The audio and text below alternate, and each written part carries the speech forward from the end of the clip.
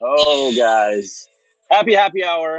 It is Wednesday, the 22nd, and we are done with Hump Day, guys. We're going to give folks some time to get in the room, enjoy the tunes a little bit, get something in your glass. You've joined us before, you know the drill. We want to know where you're located, what you're drinking for happy hour today, and put 3 stars if it's your first time.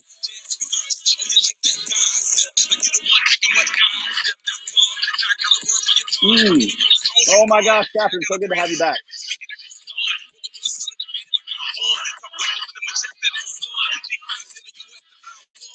Rob in Austin, Lone Star kind of day. Rob, did you hear about the new Lone Star that they're making? There's a new version of Lone Star coming out with totally new branding. And I'm not going to lie, I'm pretty stoked about going to get like a whole big old, whatever, 30 pack of that and just crushing that in the hot, hot sun that is coming. Guys, it's time for happy hour. We're giving folks some time to get in the room. Maybe you can enjoy some tunes. Hopefully you can hear this all right. Drop into the comments. Let us know where you are, what you're drinking. And if you're not drinking anything, now's the time to get something in your glass.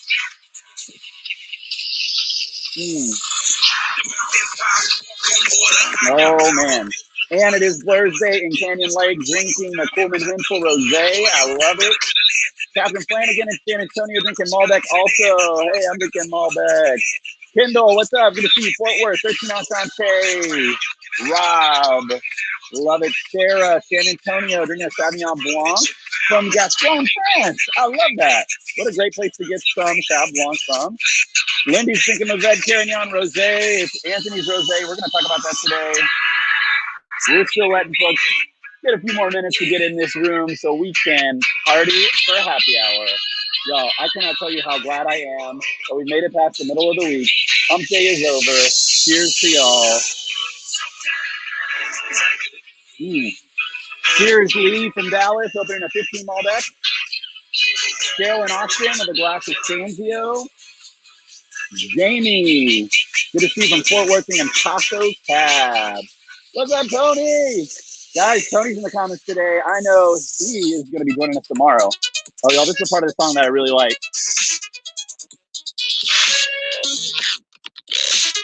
Y'all, you didn't know you were signing up for a dance party just to watch me like dance and fill the tunes, but we're going to talk wine today. It's going to be a lot of fun. All right, it's 5:02. I don't want to kill the song, but I know that it's probably time. Oh, here it comes. And the beat. Okay, guys. I think it's time for DJ D to take a rest. Guys, it's so good to see you again. It is the end of April 22nd. Wednesday is over. It's happy hour. We're so glad you're joining us. If it's your first time, and what's up, JR? Good to see you back, even though you were, I guess, yesterday. I love that you're back with us. And Phillips, Tony Madonna Phillips, we're going to be drinking your wine tomorrow. Guys, pretty awesome group here. I do want to shout out this awesome first time. Everybody say hi to Rick in the comments. It's 3 stars, means it's his first time. So welcome to happy hour, Rick. This is just a way for us to mark the end of the workday, put something in our glass, log on and connect with each other. We're so happy you're here. And I love that you're drinking Trebbiano. So welcome to the party, Rick. We hope this is not your last. Surely not. Chris in Chicago, good to see you. Dottie in Lubbock. We've got a lot of folks here. We also have some special guests. So I'm going to start bringing those folks in. First and definitely not least is a fellow William Chris team member. Sean, welcome to the party. Say hi, tell us where you are and what you're drinking. Hey, D, how's it going? I'm on my front porch in Fredericksburg, and I am cooling down as it warms up with some 2018 Marsanne. I love it. Guys, for those of you who don't know Sean is integral to our wine club. So if you're a wine club member, you probably know Sean. You probably met him, got an email from him, got a phone call, chatted with him at some point about your wine club, along with Rochelle. Those two run the ship for our wine club, and we're so thankful for all the stuff that they've been doing, especially in the month of April. As many of you wine club members know, it is a shipment month. You're getting wine, and it means they've got quite a bit on their plate. So Sean, thank you for everything that you're doing for Wine Club. And man, I'm a little jealous that you're drinking white wine today, not gonna lie, because it is like muggy and gross. That's how it is here, man. I'm trying to cool down. Yeah, I feel you. Well, it's good to have you on today. We're gonna bring you back on just a little bit later. Cheers to you, sir. Happy hour. All right, next up, we have some amazing super fans that have been joining us all the way from the East Coast. Let me see if I can get a better picture. There we go. Now we can see both of you. Diane and Paul, welcome to Happy Hour on screen. I know you guys have been joining us quite a bit. I've seen you in the comments a lot. Thank you so much for being here. Tell us where you're located and what you're drinking. We live in Fort Myers, Florida, and tonight we're enjoying a lovely Cabernet 2015. Nice. We wanted something big and bold because as a Patriots fan, it's a tough day. Gronkowski joined Tom Brady, and we're struggling. Yikes, guys. I'm not going to say that I feel for you because I'm definitely not a Patriots fan. I understand how one might feel that way if I were to share your love of such a team, but not going to lie, I really don't like either one of those individuals. That's okay. I feel you. I appreciate, as somebody who is passionate about my teams, I love and appreciate other people who love and are passionate about their teams. So we can share that. We do have William Chris Vineyards in common. So cheers. All right. Cheers to that, guys. I also, before we were on behind the scenes, I heard a rumor about a four-legged friend that you guys have there. I don't know if he or she is around, but tell us about your four-legged friend, because I for sure have dog fever right now, and I got to get all the time I can seeing these sweet pups on the screen. So Mason, let me see if I can move this a little bit so that you can see him. This is Mason, and he is 3.5 years old, and he is a sweet boy. He is a good baby. He is a baby, and he was a rescue pup. We got him when he was 8 weeks old. And he's amazing. He is a therapy dog.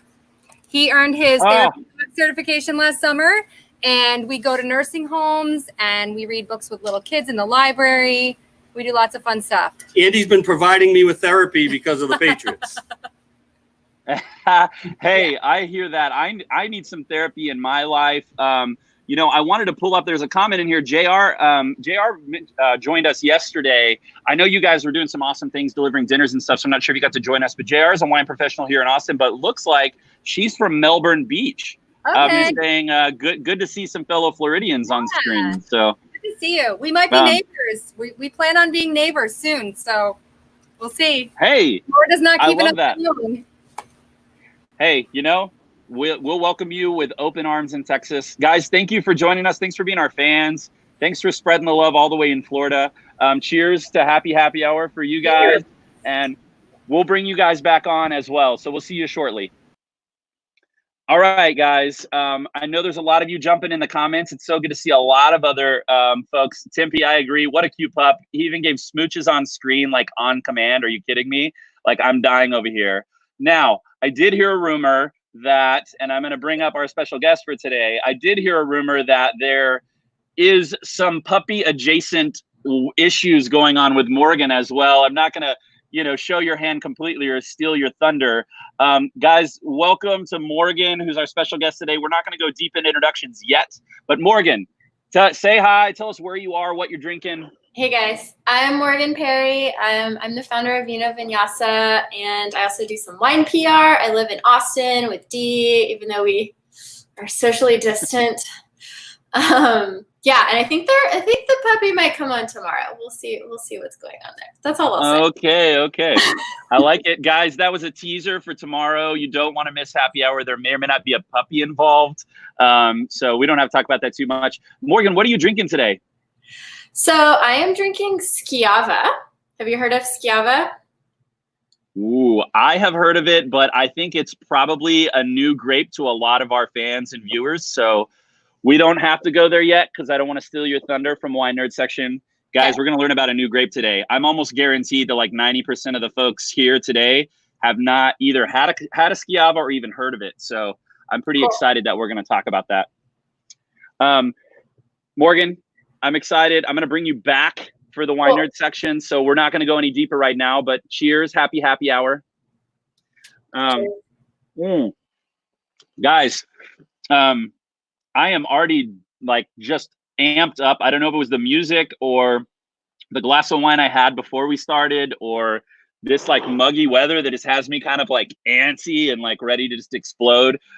Also an incredible crew, Deborah from Lubbock, Ken from San Antonio. Gosh, Luke's here from Fredericksburg.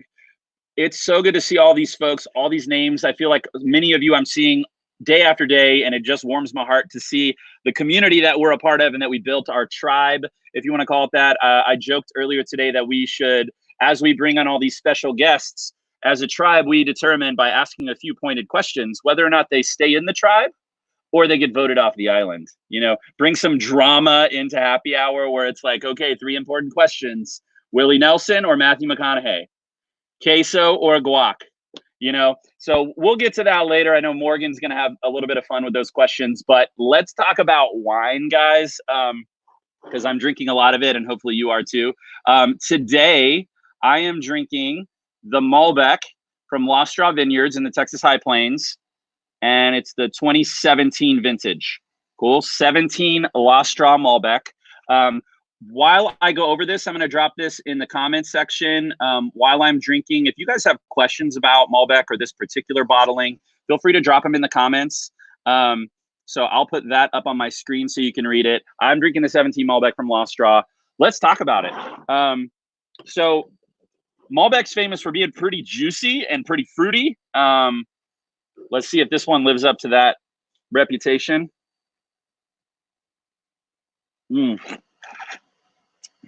Whoa, guys.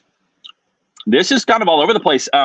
For sure, the fruitiness, that like raspberry, cherry kind of red note. And then for me, this goes into like blueberry, blackberry world as well. I get all 3 kinds of fruit. You know, I get red fruit, blue fruit, and black fruit here. Not a ton of oak. Let me go back and think about that. Remember yesterday with JR, we talked about the new oak versus neutral oak, or new oak versus old oak. This particular wine had 25 months, so about 2 years, in 35% new. Okay, so mostly still is neutral, but 35% for William Chris, that's pretty big for us. We tend on the lighter side of new oak. We like the grape and the vineyard to be expressive and not cover it up too much. Let me get a little bit more in my nose. I could see a little bit of spice, not overwhelming though. I think this oak is so well integrated. Maybe a touch of like vanilla sweetness here. Not a lot of baking spice for me. Let's think about structure. Structure, remember, we're talking about body, acid. How much are we salivating? Is there any tannin that gives us that scratchy tongue depressor feel? Guys, I would call this medium plus acidity. Good little bit of salivation. You know, not a lot of tannin. I think the tannins I would call like medium minus. You know, it's good to drink now. This is a young wine. It's only a 17. It is showing really nicely a lot of fruit character. It could age. I think this wine is going to be even better in 2 to 3 years. Probably start to take on some earthy notes, some pretty spectacular kind of developed notes, and a couple more years after that. If I'm talking about food here, I'm going with maybe, well, let's go Mexican world carne guisada. Anybody know some good carne guisada? I stinking love carne guisada. If you're not a fan of that dish, you need to. You need to go check it out. You need to try it. I would also do some flank steak. So, man, I'm thinking like beef fajita style flank steak kind of stuff. Maybe even like a roasted tenderloin. Get some potatoes in there, lots of butter. You'll notice that I'm like very beef and meat focused. That makes sense for Malbec. Those 2 things marry really well together. In Argentina, they're almost always over like beef over an open fire. Excuse me, it makes sense for ours as well. I would say that ours isn't as rich and heavy and not as much oak profile as I find from Argentinian versions. I think this is a beautiful, more, I would say, elegant, less powerful Malbec in a good way, in a way that's more, I think, expressive and more almost complex and interesting to me, but still young. So if you're drinking this with me right now, know that this wine can go for a little bit longer. Yes, I do want Mexican. JR asked a good question, so I'm going to throw that up here. How was the 17 Texas vintage? Guys, 17, if you remember from previous happy hours, textbook. Like this is the vintage that we wanted it to be. It had all the things we love, which is, rain stopped in spring. We had a dry, warm summer that wasn't too crazy hot. There was no rain around harvest, so we didn't get, grapes that soaked up the water and watered down the wine. 17 was a fantastic and will be age-worthy vintage. So great question. Let's see. William asked, where did the oak come from for this? This is the 35% that's new oak is French. We're mostly French oak. We use a touch of Hungarian or Eastern European, maybe a touch of American here and there, but very rarely. If we're using new oak, it's almost always French. So good questions, guys. Are all Malbecs from Argentina? Okay, Margaret asking, I have a question. Are all Malbecs from Argentina? Guys, no, we're drinking one from Texas. And remember, we covered Malbec earlier. The origins are in Bordeaux and the neighboring region of Cahors, France. Malbec is a Bordeaux variety, and Cahors, France still makes beautiful expressions of Malbec. So good question. No, Malbec has grown a lot of places. It obviously does really well here in Texas. Otherwise, we wouldn't be making it.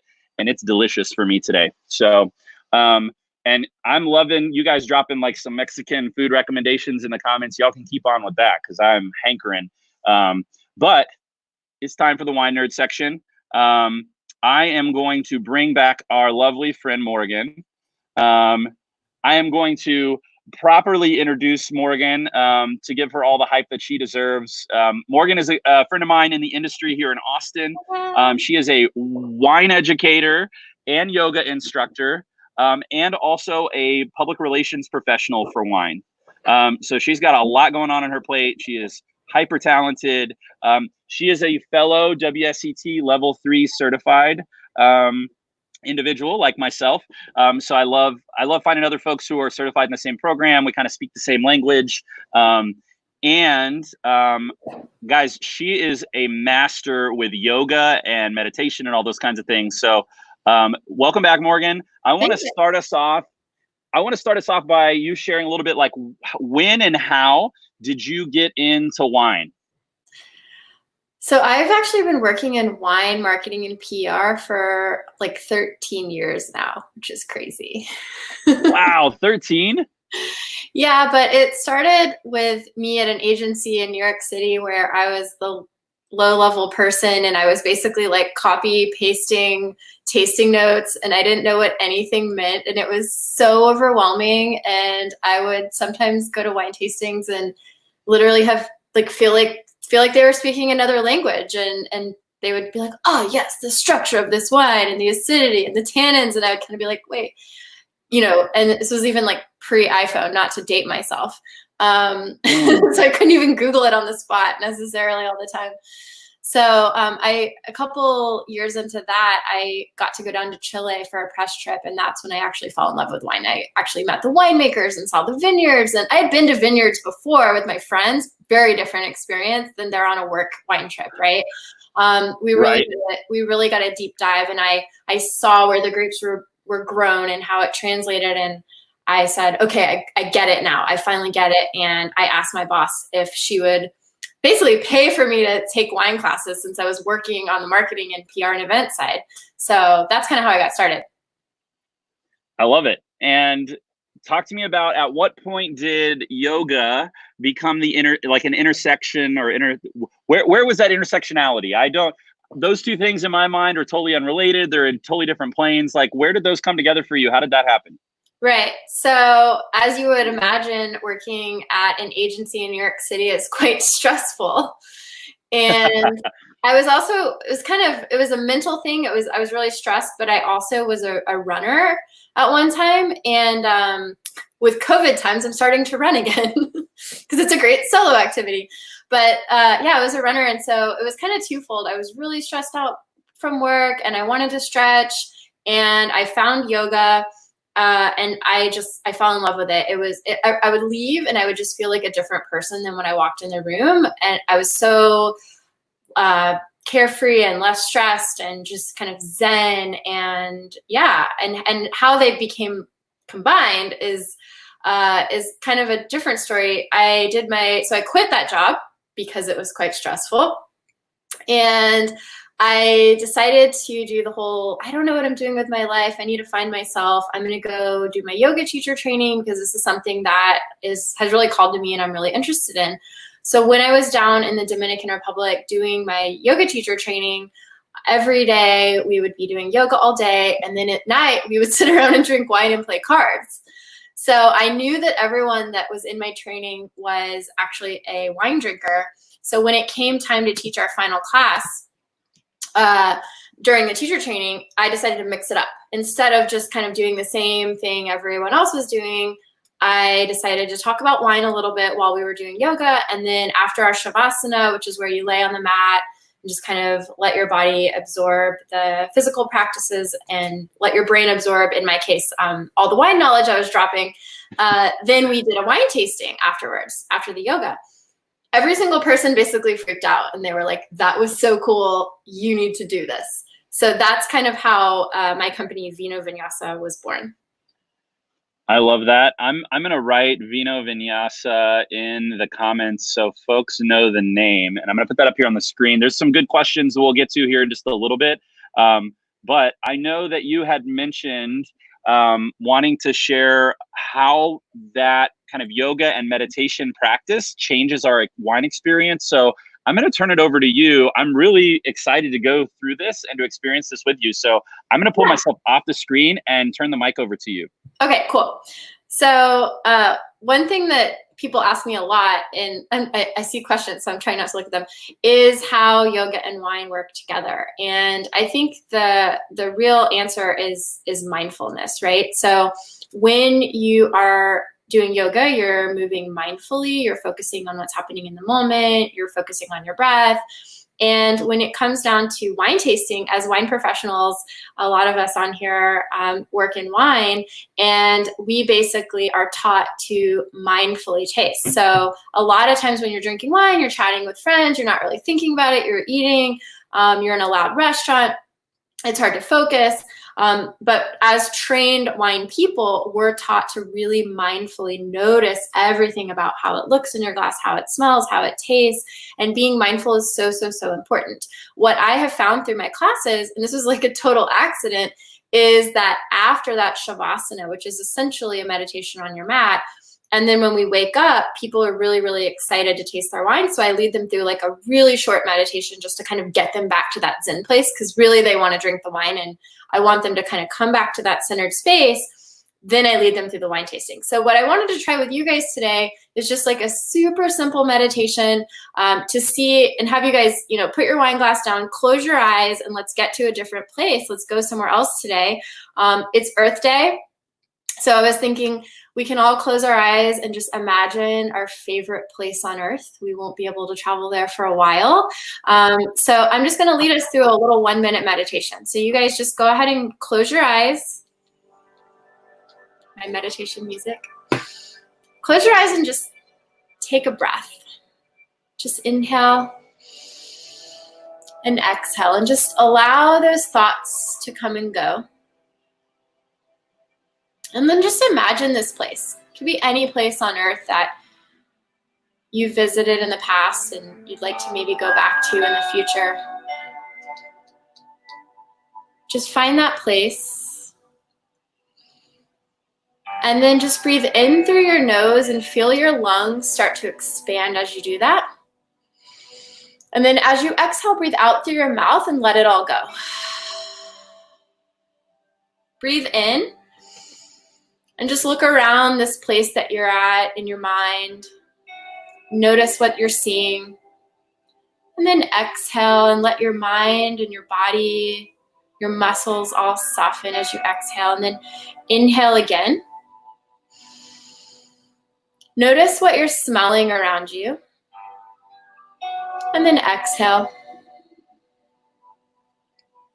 Next time, breathe in and notice how this place where you've brought yourself in your mind makes you feel.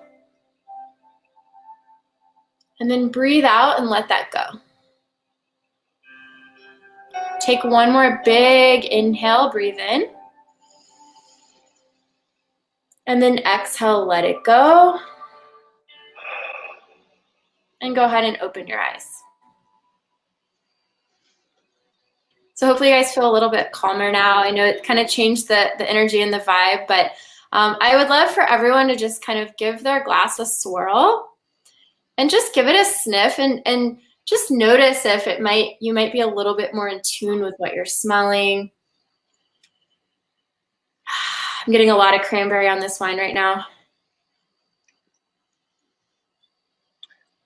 And then I don't know, maybe it's power of suggestion for me, but like I feel like the aromatic profile is more intense. Like I'm paying attention closer now. Yeah, and it's hard on a Zoom call. But when we're in our yoga class and we're really focused and we have 30 people there and everyone's focused and everyone's in this place together, it's really powerful, you know? And I think that, you know, when you're in a restaurant and it's loud and you're with your friends and, you know, this happens to me a lot because I care so much about what I'm drinking and a lot of my friends just want to drink and there's nothing wrong with that at all. But I'm like, totally focus. I'm trying to like, what is this? Like, what am I smelling? You know, so I think these are just kind of tools that I use personally and a lot of people can use to come back to. And then in our classes, our normal classes, which aren't happening right now, obviously, I teach people how to taste wine. And I think of that, you know, young Morgan who went to the wine tastings and had no idea what terroir was and no idea what tannins were. And I speak to that person and I tell people, hey, here's a couple words you should know. Here's a few things you should know, a couple tips you can take with you, take them anywhere and enjoy wine with a little bit more knowledge. 100%. And I think too, and I know Tony's talking about this in the comments as well, but like, you know, when you are doing blind tasting and you're trying to really appreciate a wine or study a wine, the ability to block out things that are distracting you is a core part of that. And my fans know, all my William Chris folks who are on this happy hour, they know that my other piece is like ambassador of pleasure, right? Like I think like when we can figure out things that'll bring us more pleasure in wine, then we should do those things. And that's going to be different for everybody. So maybe for folks like yoga and meditation is going to bring them more pleasure with their wine. For other folks, maybe not. And that's okay too. But I think, like you said, treating it as a toolbox. So like figuring out those things that work for us, that bring us more pleasure in wine is a big part of the wine experience. Exactly. Yeah. And I just have to say hi to my friend Ron Yates, who is a winemaker locally here too. And we were college buddies. So it's hi, Ron. Oh, I love it. We say hi to Ron. He says, I knew Ron. Glad you're joining us. we had a lot of fun in college, let's just say. I love that. I love that so much. Okay, I have a couple questions for you. Terry was a guest of ours. She asked, what style of yoga do you prefer to teach and teach most often? Yeah. So if you guys can't tell, I'm a super energetic person and I'm just always buzzing around doing a million things. So I teach a vinyasa style yoga. Actually doing that meditation I did it for you guys, but I'm not a super big meditator myself. I sort of get my meditation through my yoga versus sitting around and meditating. So for me, I like a really kind of upbeat, quick moving class. I teach a lot of vinyasa. But honestly, with our classes, the main thing is just making it accessible. We want to make the yoga accessible and the wine accessible. So we're not asking people to do handstands, headstands in our classes. If they want to do that, they can, but it's really about just kind of an easy flow that everyone can get into and everyone feels good about at the end of the day. What was the second part of the question? Just drinking wine before or after. Yes, we drink wine after yoga. And I think this is really important because I actually get asked this all the time. And because I come from a wine marketing background, I've had a lot of legal people breathing down my neck my entire career. So I'm all about being socially responsible. And personally, I don't feel like I'm my best athletic self when I've been drinking. So we drink wine after our classes in Vino Vinyasa and we give people just a taste. So it's definitely, socially responsible. But at home, when we've been doing our sip and stretches, I know JR mentioned We are doing some online classes on Zoom now, and you guys can check out our website, vinovinyasayoga.com, for info on those. So those will be full Vino Vinyasa classes on Zoom. We've been doing these really casual sip and stretch on Friday nights on Instagram Live. Dee was on last weekend. Yeah, I participated. We did a William Chris Mouvette. It was great. And you saved the day because my audio went out and like no one could hear me. And I was like, Dee, take over. Thank you. Hey, we learned a lot about Mouvette, and I got a good yoga stretch in. I think it's been really helpful for me, to be honest. I'm thankful for yoga instructors like yourself. As you know, I've been trying to figure out ways to stay active and to stretch, honestly, hunched over all day on the computer. Like, yoga's been a nice thing to re-engage with for me. So yeah. I want to bring Diane and Paul. Ask them to see if they had questions. Let's see if I can fix the screen here a little bit. Diane and Paul, did you guys have a question for Morgan you wanted to ask? Well, first, Morgan, I have a statement. I love the sip and stretch comment. Love that. That sounds amazing. Yeah, and those you can drink because you're at home. You're in your own space. You know, if you want to drink while you're doing that and like run into your couch, that's totally safe. That's fine. That's yeah. We actually laughed when you said that because Paul said, I couldn't drink wine before yoga. I couldn't even ride a bicycle right now if I had to. Yeah. So probably pull my hamstring trying to stretch right now anyways. It definitely throws off your balance if you have some wine before you try to do a tree pose or something. Yeah. So first of all, oh, go ahead. No, you're good. I was going to say, like, I fall over on those poses anyway. Like, my balance is terrible. So wine would make it a disaster. I'd be like breaking things in my living room. So I guess my question is this. Well, first of all, yoga, meditation, and wine, those are my three favorite things pretty much, outside of my family, of course. Of course. And I can find all the time to do that right now, and I'm finding time to do lots of that kind of thing, especially the drinking wine part. But what do you recommend for, like, eventually I have to go back to the real world. My job will make me come back to the office. I'm not going to be working from home forever as much as I would like to. Paul would probably go crazy because he is the retired one of us. Cheers to that.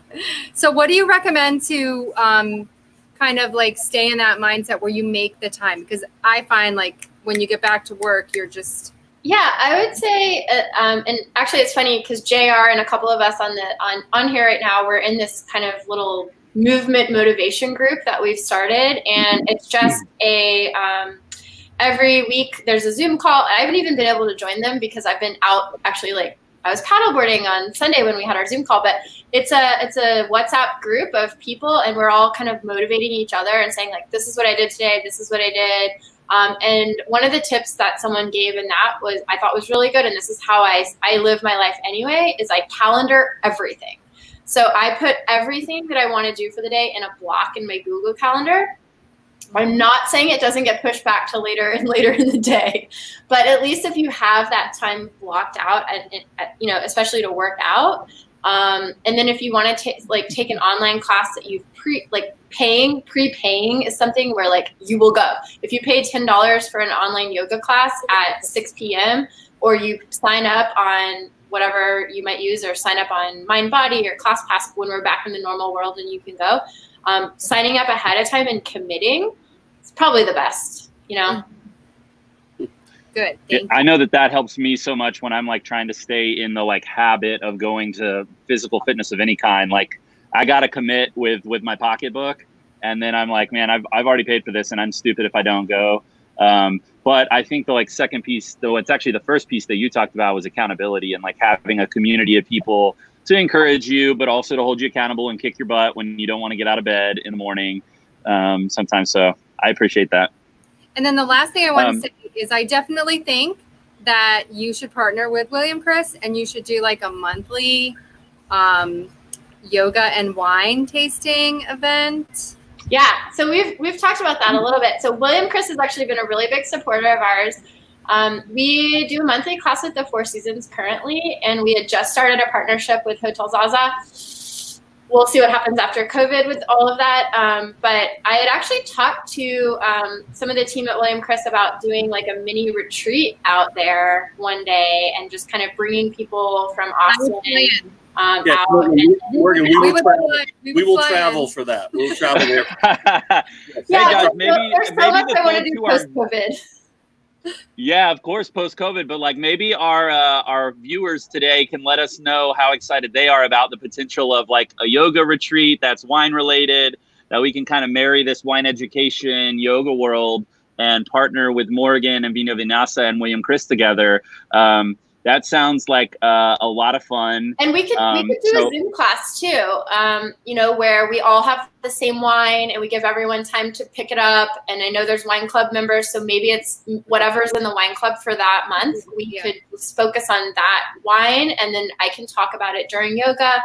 We can do the tasting after. Dee can come on and give us a little bit more in-depth education on Zoom. Yeah. Yes. I love it. I love it. We'll definitely touch base, guys. That's a great idea. Diane and Paul, thank you for your wonderful yoga questions.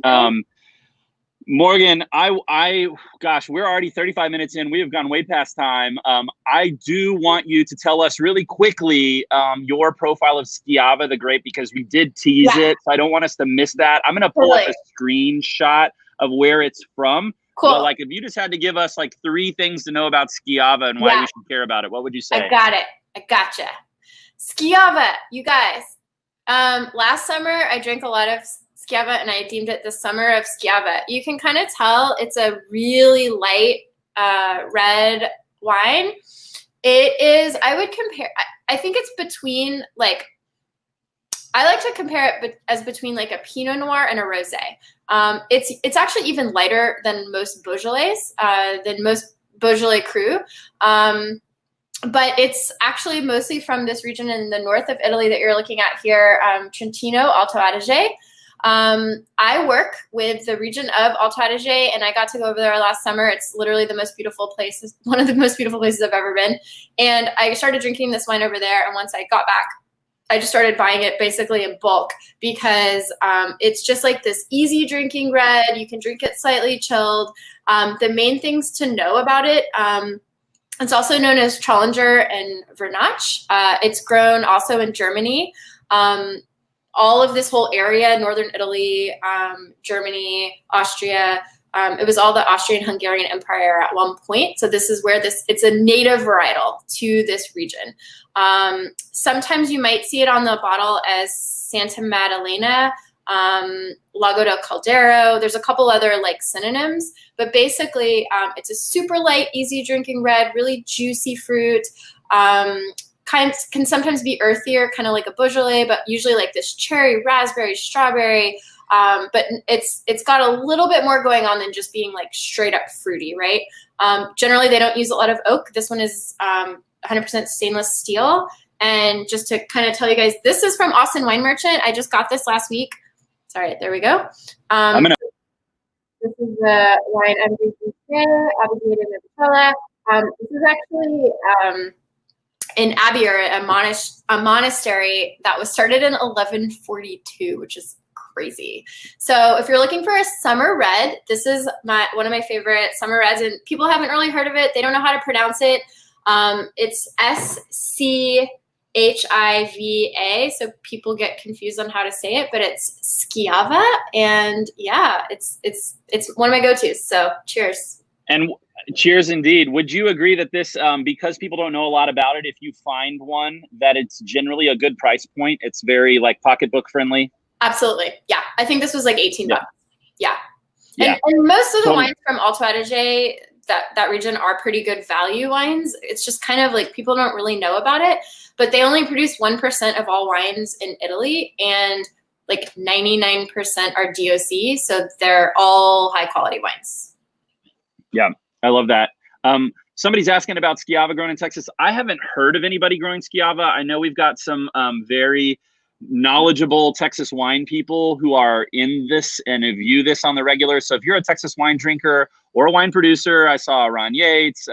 I know that Chris and Catherine hang out on here. If you guys know of growers, the Phillips Vineyard, I know you guys are growing grapes. Like, if y'all know of Schiava, drop in the comments, let us know. I just don't know that it'd be well suited. It's usually higher elevation up in Alto Adige. Alto Adige is pretty high elevation in general. And because of that, it does get really, really warm in the summer, but obviously it has that diurnal shift. So it gets really, really cool at night, allowing the acidity to happen. And I don't know if it would work in the high plains, but yeah, I would be interested to know if there is any grown here. Yeah, same. And, I think we're still in that point, like at that point in Texas's kind of life cycle of grape growing, where we know some things that are for sure going to be great here for a long time, but it's, still an experimentation stage. I think we can still figure that out. Yeah. Guys, we've been running really long, but I can't let Morgan get out of here, and as well as my friends who have been joining us, without a little bit of this or that. So we're going to end with a little bit of fun, lighten this up, get some energy back in here. I am, first of all, so thankful for you sharing all of your knowledge about yoga and meditation, the grape Schiava. Like, it's been a joy having you here. But we need to get to know you, to know how well we feel like you fit into this William Chris tribe that we've built here, that we're fans of. We've been playing this game called This or That. And if you've never played this game before, you're given two options, this or that, and you have to pick one or the other, okay? So we are going to start with probably my personal favorite, this or that. If you're in the comments and you want to play along, by all means, play along. Some of these you'll have seen before. You know how I feel about these, but we need to know how our special guest feels about these. So round one of today's This or That with Morgan is, we need to know your thoughts on toilet paper. Are you toilet paper over or toilet paper under when you're putting it on the roll? 100%. Oh, I'm going to need you to give me some explanation. You got to sell me on this. Why over? It's easier to grab. Under, you have to sometimes like get under there and look for it. Over, it's right there. It's available. Easy. Okay. Well, you passed that test. As our William Chris folks know, I'm a pretty passionate over. I'm going to bring some other folks on here. Sean, Diane, and Paul, are you guys overs as well? Over. 100%. OCD. Oh, over. Under. Okay, Sean and Diane know what's up. Paul, explain yourself. Under. Gravity, man. Makes it easy. Just flows out. You're crazy. I think we need to cut you off. Unfortunately, Diane got cut off too. Who wins? There's no winning here. We just need to know that you're a part of the tribe. You're an over. Okay. Let's talk about, maybe in the music category, something a little more hotly contested here. I need to know your answer about Mariah or Whitney. Mariah, 100%. Whoa, explain yourself, because we have some feelings about this one. Okay, well, I grew up with Mariah. I got to see her in concert with my mom. Always Be My Baby was like my favorite song growing up. All I Want for Christmas Is You is like currently been my favorite song for the past 15 or however many years since it's come out.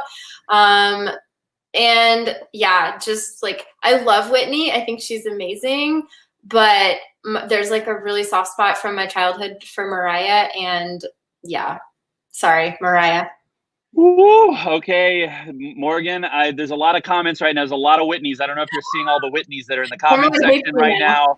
Hi, guys. Let's bring back Diane and Paul. How are you guys feeling about this? I recognize that Mariah is crazy, but her music is good.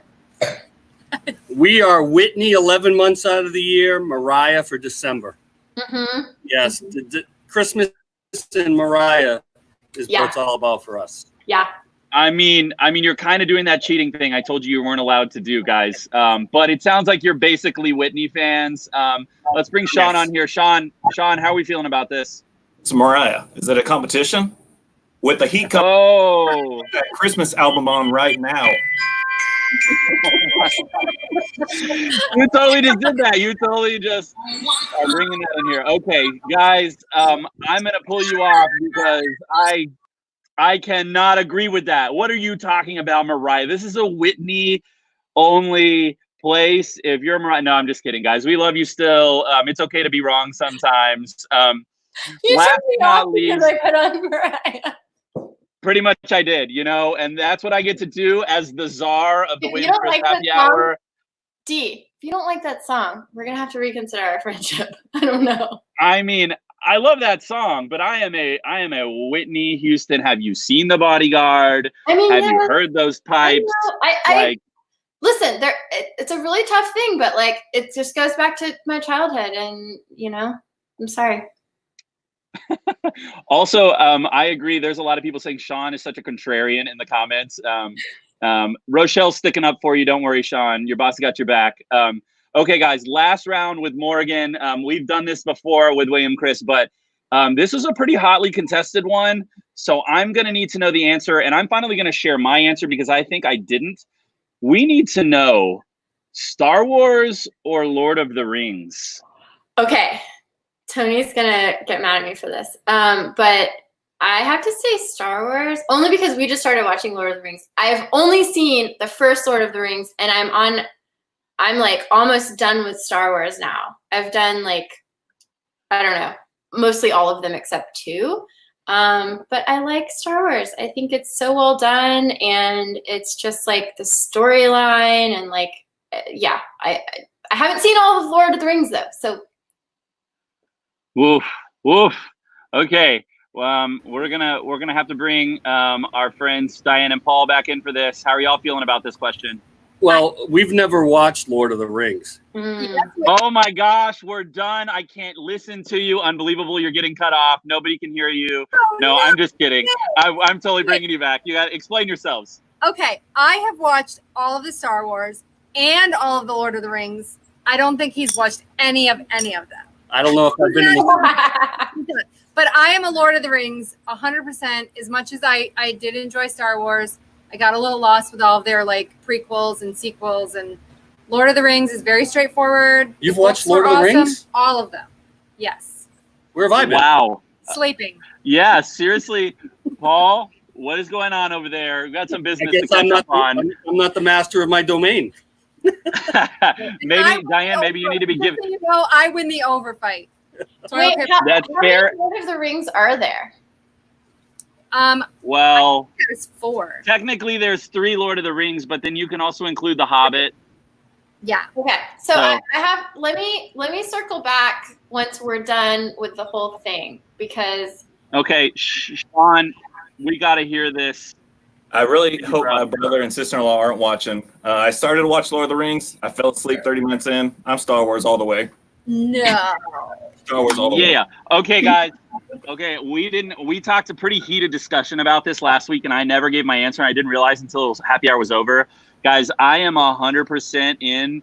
While I love Tolkien and I love Lord of the Rings, and I think it's incredible, a great storyline. There's tons of allegory and like really awesome like spiritual components to that story. Like I'm in for that. But Star Wars and like Luke, I am your father moments, like you can't beat like original episode 4, 5, 6 Star Wars. Like forget about the prequel business or whatever, and some of the new ones, whatever. No. Episodes 4, 5, and 6 with like Ewoks and then like the giant machines and like, come on. I think it's some of the best like storytelling and like great for like, I don't know, maybe your teen years, but like totally holds up over time. So or for now, I this just started watching Star Wars and like, oh my gosh, you have some pretty amazing things ahead of you. Guys, we have gone so long and I don't even care because it's been so much fun hanging out today. Sean needs to say something. He's holding his hand up. Sean, what's up, bro? I just want to thank Morgan. I went through that meditation, and I want to say the importance of meditation is awesome, but also where you do it. I'm on my front porch. My daughter just made me put up a new hummingbird feeder. I was almost at Zen, and this hummingbird flew right by my face, and I'm so glad I was off air because I screamed like a little girl, but just I really wish you had been on camera. Where you meditate is important. Yeah, agree. Guys, it's so funny. I was on a call earlier today that somebody got buzzed. I forget who it was. I don't know who I was talking to. It was a phone call with somebody that got buzzed by a hummingbird. I had one fly like 5 feet from my face in the front yard. Like, I don't know what's going on with the hummingbirds during quarantine. Like, I don't know if they're feeling some like need for human interaction or something, but it's like the 3rd or 4th story I've heard about hummingbirds. Oh. Thank you, guys. I love that. Y'all, so I'm going to drop these 3 things. You know, we always end with our 3 announcements. So let me make sure to drop those. I'm going to do them one at a time today before Morgan is going to lead us out with a cheers. But first, let me get these announcements up for you. Number 1, while I'm pasting them, party with us this weekend. Guys, it's if you haven't already gotten your 4-pack for the 10th anniversary, guys, this is the 10th anniversary celebration this weekend. We're going to have a lot of really cool programming. A lot of our William Chris team members, namely Chris and Catherine, and Bill's going to be there. There's a lot of folks. We're doing big planning. You want these 4 wines. There is sparkling in this package. We did not make a lot of that. You want it, but you're going to need to go do curbside for it. So take a drive out to the Hill Country, do curbside pickup. You can order it online, or you can buy it at curbside. They can take your order at curbside using your phone. So please make sure to make that happen. Number 2, you've been hearing us talk about Anthony's favorite wine. That's a really big announcement there. So it's like cutting off my face and Morgan's. Guys, go get a case of rosé. We are doing a case special. It's $200 for a whole 12 bottles. You can't beat that. It is rosé season. I am out here sweating. The warm weather's here. You need rosé in your glass, and the Mourvèdre Carignan rosé is so stinking good. There's a reason Anthony is drinking it literally every day on happy hours. Like, what are you drinking? I'm drinking Mourvèdre Carignan rosé. So you need that. You want it. Go get it. It's $200 for a whole case. I love it. Make it happen. Thank you. I do too. I'm actually maybe going to see if somebody can bring me some of that rosé from the winery. Number 3, guys, tomorrow, I always forget to do this, and I think I misspelled it, but I'm not going to go back and rewrite. No, I did. Touriga. Guys, we're going to be drinking 17 Touriga Nacional from the Phillips Vineyard. I know Tony Madonna were on the comments today. So good to see your names. We're going to be drinking your stuff. If you're around, Tony Madonna, maybe I can include you as special guest to say hi to everybody. You grew beautiful grapes that we made into delicious wine, and we could not be more excited about this. And we're going to be joined by Tony, and here's a great German last name, Schlotzauer. So he's going to be talking to us about another fun topic that I'm not going to give away. So join us for tomorrow for another special guest. I had such a blast. Guys, this was incredible. I'm going to bring everybody back on so we can cheers the day away. Morgan, who are we cheersing to today? Oh my God, I didn't even think about it. You told me earlier. Okay, it can be anybody. It can be anybody. Anybody you want to recognize or thank for what's going on, what they're doing right now. Well, I feel like we've been talking a lot about the restaurant workers, so maybe we should talk about the retail workers and the grocery store people that are working, and like the FedEx people. So let's use all those guys. I love it. All of our retail workers, our FedEx delivery drivers, all the folks who are essential workers, we're thankful to you. Yeah, bringing us our wine. Cheers to those folks. Thank you guys for joining us today. It was such a blast. We'll see you tomorrow right here at 5 p.m. Are you playing Mariah Carey again? Thank you.